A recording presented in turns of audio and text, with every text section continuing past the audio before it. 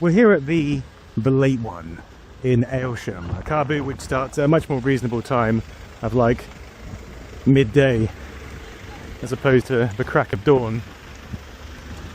Well, let's see what we can find.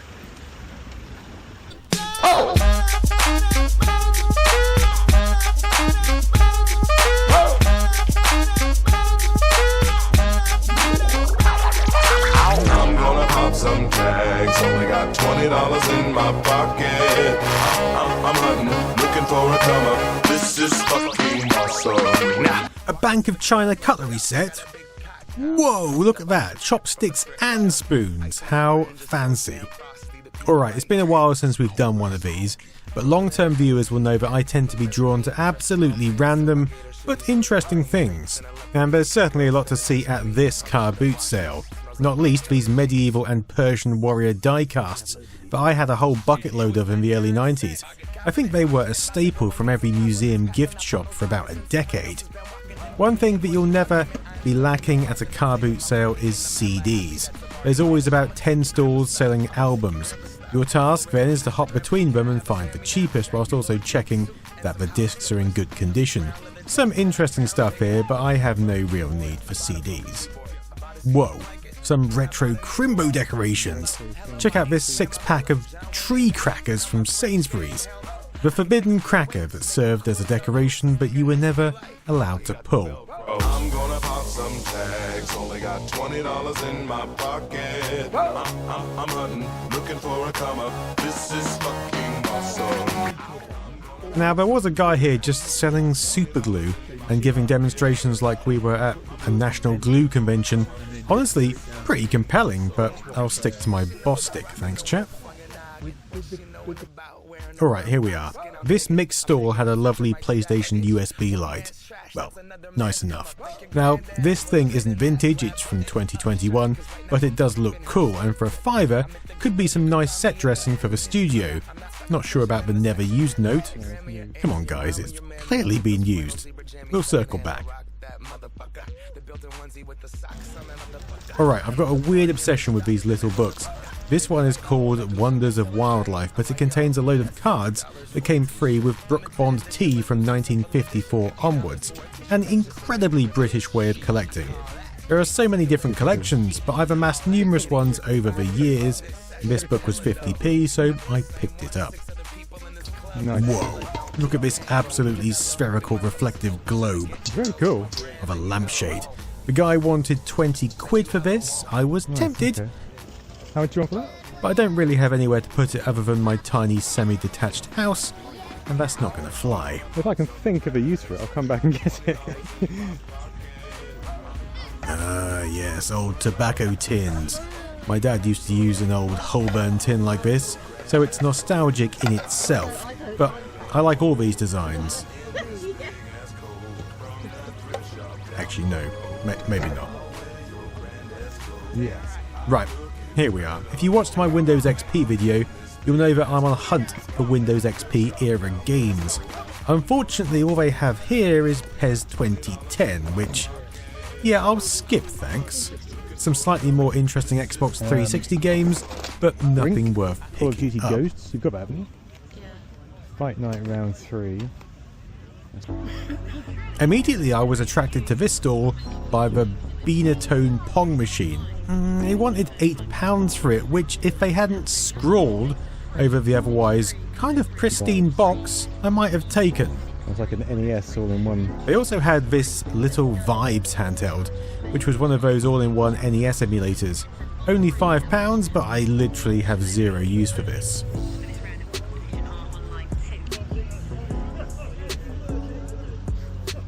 Look at the absolute state of this military-grade iPhone case. Certainly hardcore. You know, that is a chonky case. Sturdy case for an iPhone. There's a little box of phones here for £2 each. I have a morbid fascination with Windows phones, so a Nokia Windows phone was a no-brainer purchase, especially for that price. Also, this sleek black Nintendo DSi appealed, mainly because it looked absolutely pristine. The guy wanted £40 for it, which isn't bad in that condition, but I skipped it for now, although there is a chance I may return. Maybe. Potentially. That's right. Thank you. Cheers.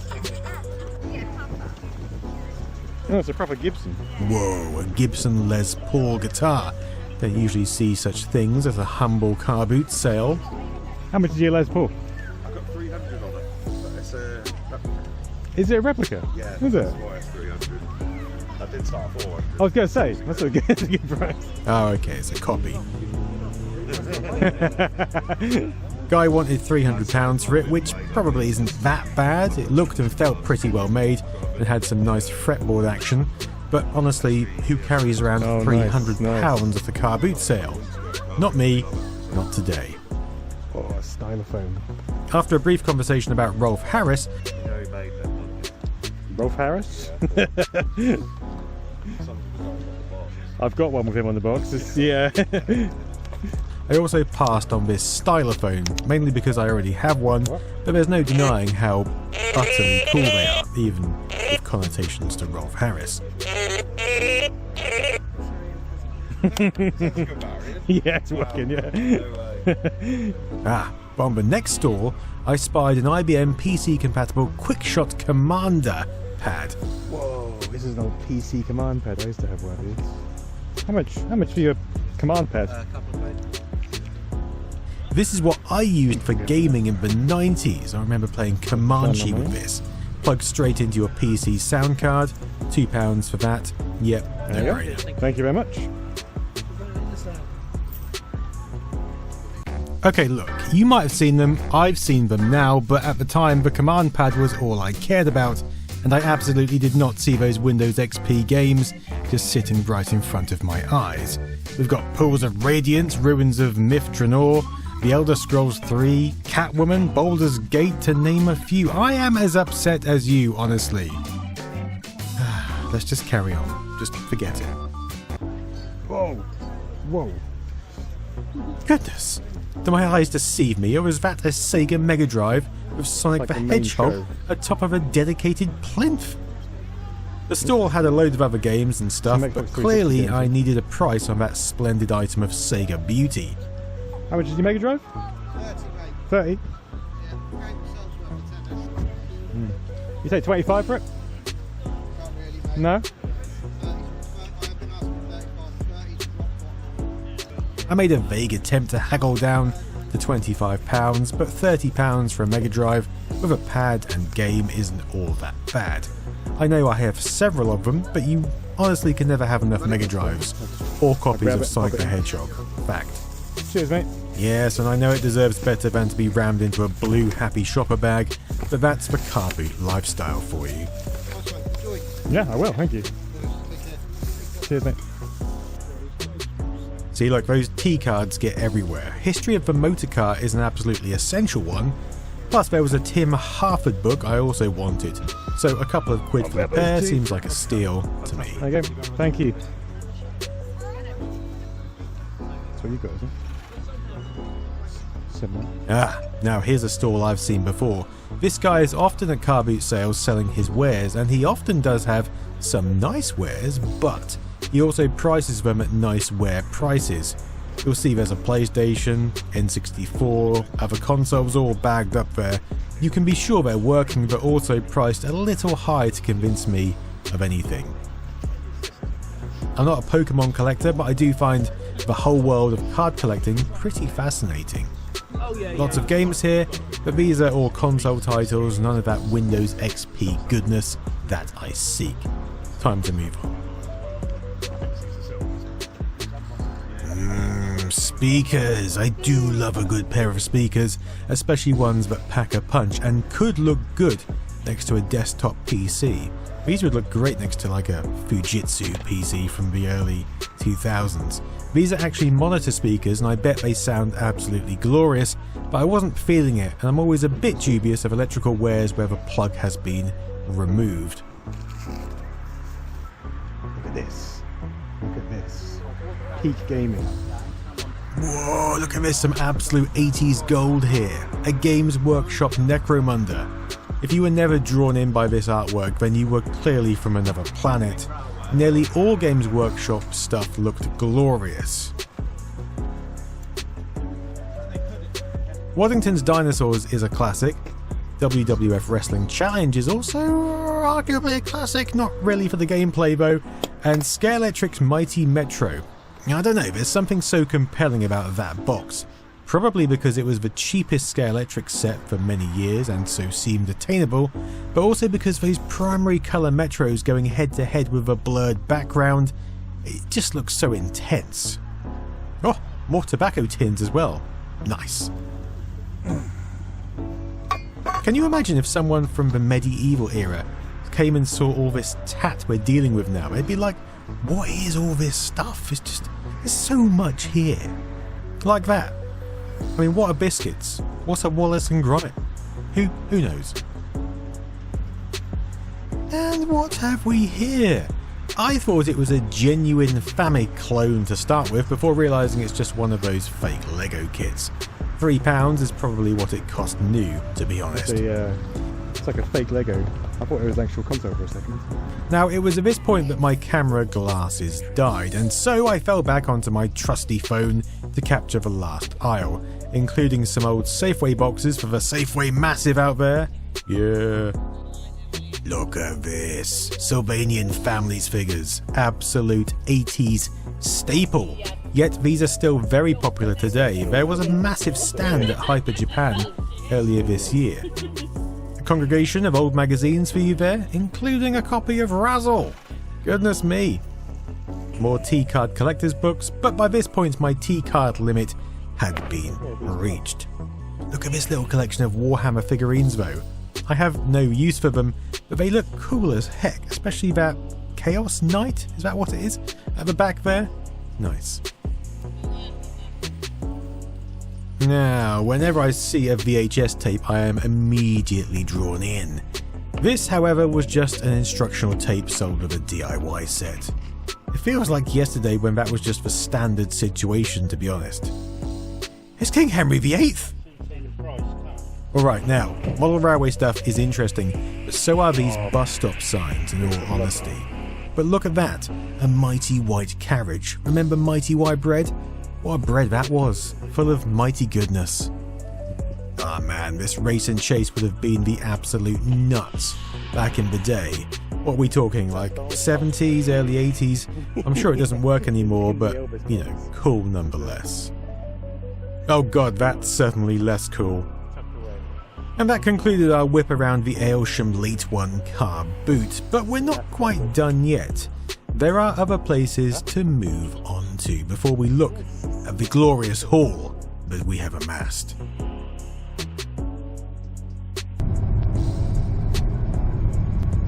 Our next destination is Sheringham on the North Norfolk coast, where they're currently hosting a 1940s weekend, but they also have some charity shops and the like worth checking. Ah yes, people, 1940s clothing, music, platforms, and of course, steam trains.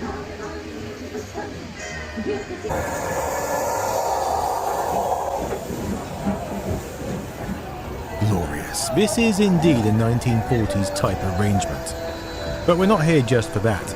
We're here to check out some second-hand thrifting action. First of which is a bookstore that I believe I visited in a previous episode.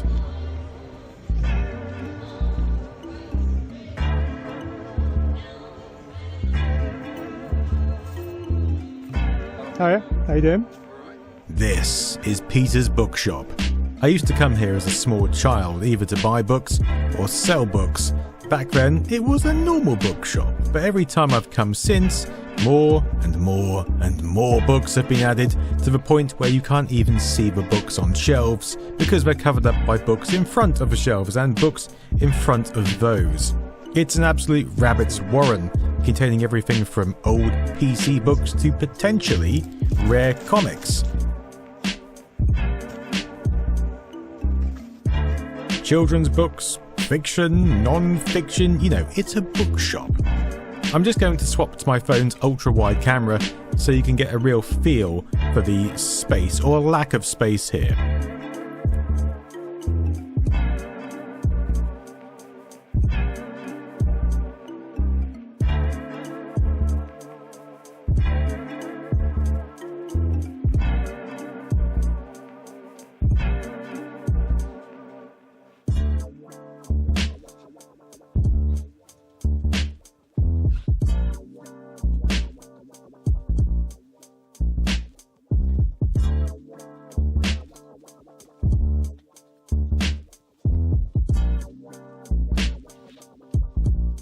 I find it absolutely boggling that the sign says that 200 books are added every week, and that this is only half of the stock. That's absolutely insane, and I always wonder whether the other books are above our heads, because that would be quite concerning. If there's a book you want, it's likely here, but the chances of you finding it are likely to be quite slim as well. Alright, let's cruise on into town and check out some charity shops. And also the 1940s party just continuing into the street. Lovely stuff.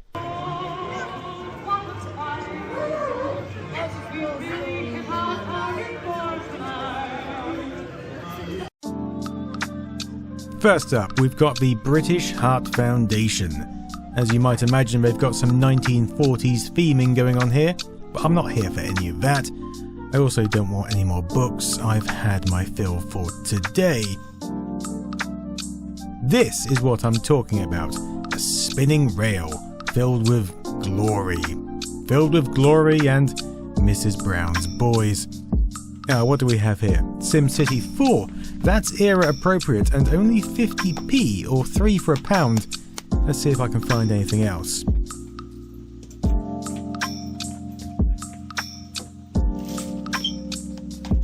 There's a copy of Caesar 3. No, wait, there are 2 copies of Caesar 3. What are the chances of that? Did Sheringham have a Caesar 3 epidemic in the 90s? It's basically a SimCity style game, set, yes, in Roman times. However, it's very much Windows 95 era, and I'm sticking to my guns here, so I will leave those. Always worth checking the back of the shop as well. Not really much here, other than one of those fireplace clocks that every house in the 80s and 90s had.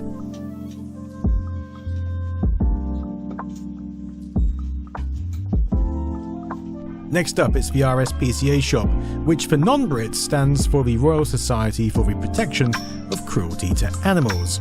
There's really not much going on in here, although to be honest, a lot of charity shops have started leaning to this sparsely populated format. I guess it looks nicer, like a proper shop, but it's really not what I want from a charity shop. I want loads of crap packed tightly in a space.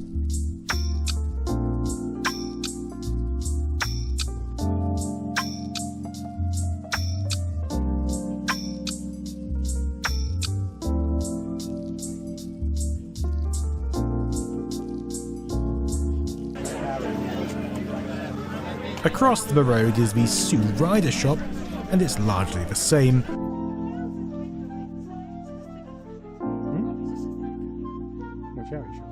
There are more DVDs in here, but sadly, no games to browse through.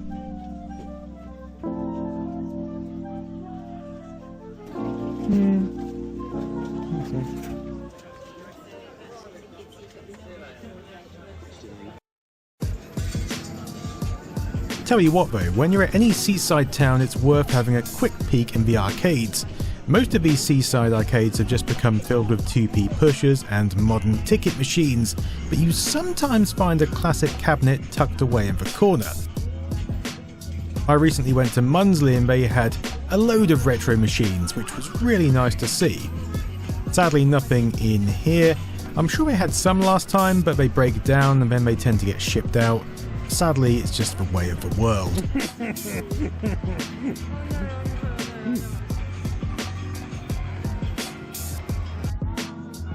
By this time, it had actually gone 5 o'clock, And I'd forgotten that towns tend to close up at 5 PM, apparently even when there's a 1940s weekend on with people everywhere. So that actually brings our Sheringham shopping adventures to a close. Shame, as there were about 3 other charity shops I wanted to check out. At least there's a massive wooden tank though, so that's nice.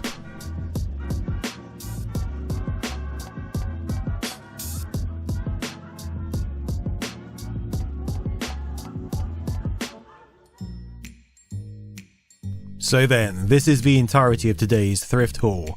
We've got a few cheaper bits, that lovely command pad for £2, 2 Nokia phones from very different eras for £2 each. I haven't got a charger on hand for this 5110, but I have no doubt it's working. It's a Nokia, the model that really catapulted the brand forward, in my mind. A collection of books for a total of £2.50. This Tim Harford book has the stories of everything from video games to the barcode, the iPhone, even the S-Pen, so that's pretty interesting. We've got the PlayStation Lite, which I went back for and snapped up for £4. Then there's SimCity 4, which cost 50p. And you may notice that Nintendo DS Lite, which I went back and haggled down to £35, including the 4 games. So that was rather nice, fully working as you can see here and complete with stylus. Wondrous. And finally, of course, there's the Mega Drive.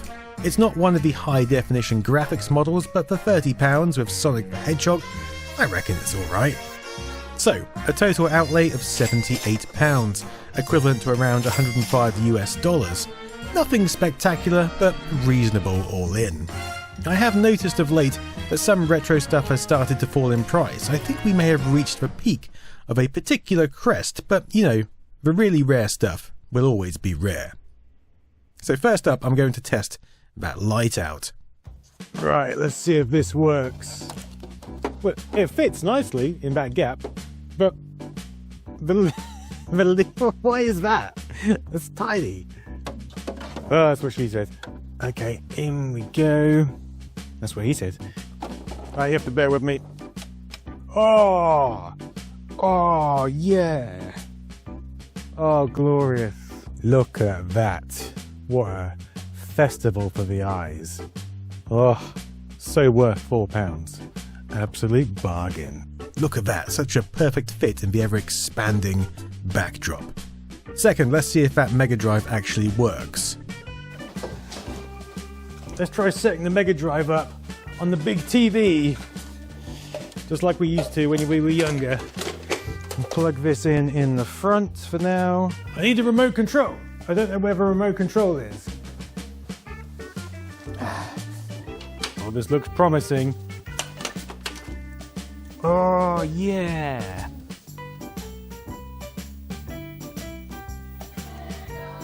Oh, yeah.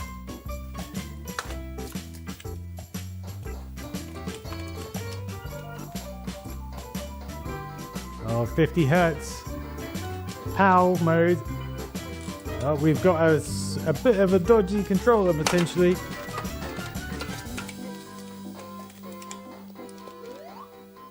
Controller, maybe dodge. Oh, the greatest control pad of all time. Way! I don't know why it sounds a bit like a horseman, but we have action.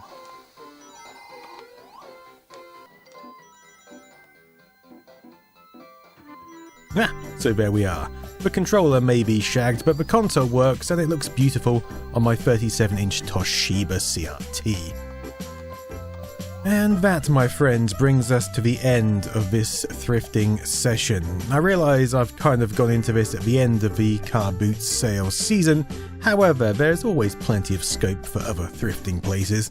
If you'd like to see any more episodes like this, please let me know in the comments. Likewise, if you'd rather not, let me know that as well. Okay, until next time, I've been Nostalgia Nerd. Toodaloo.